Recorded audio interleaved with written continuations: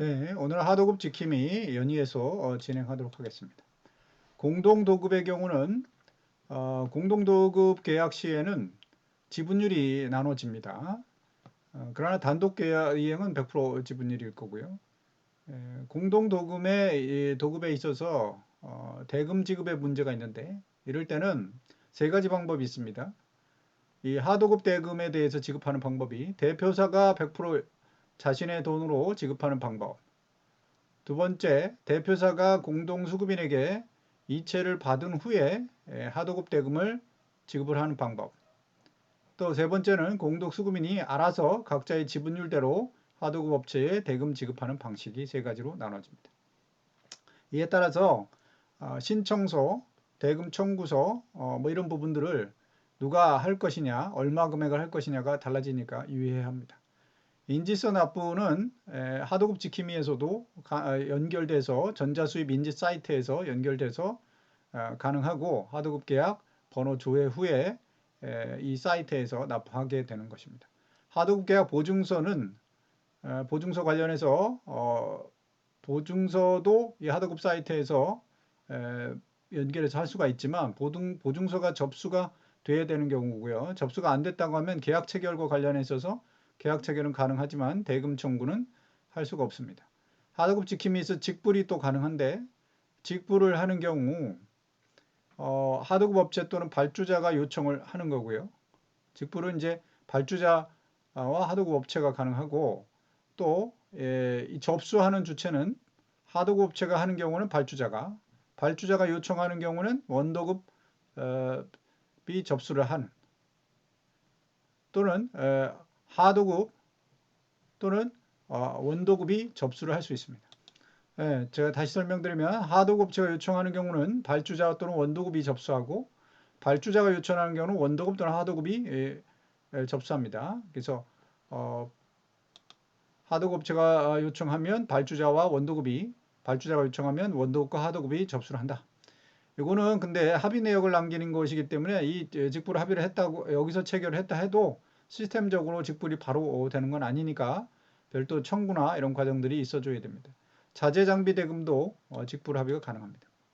하도급 지킴이 대금의 흐름 보면 성금과 기성금과 중공금 뭐 이렇게 나눠지죠.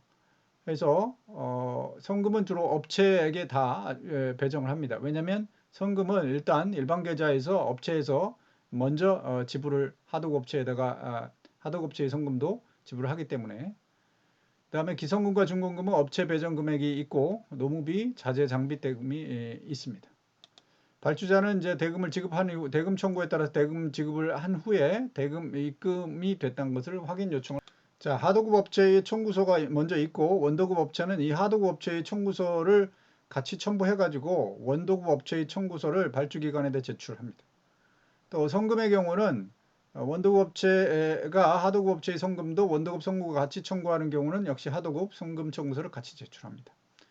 이때 계좌 이체 가능 금액은 지급 가능 금액 약정 계좌 잔액에서 미지급 잔액을 제외하고 지급 가능이 합니다.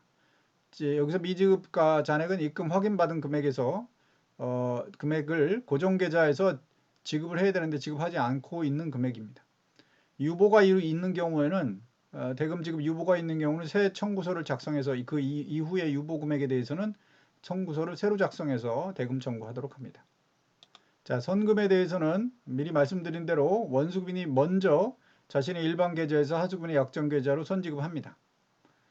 그러고 이거를 원수급인이 하수급인의 성금 청구서와 같이 자신의 성금 청구서를 발주자에게 제출해서 발주자에게로부터 자신의 약정 계좌로 이를 수령을 하고요.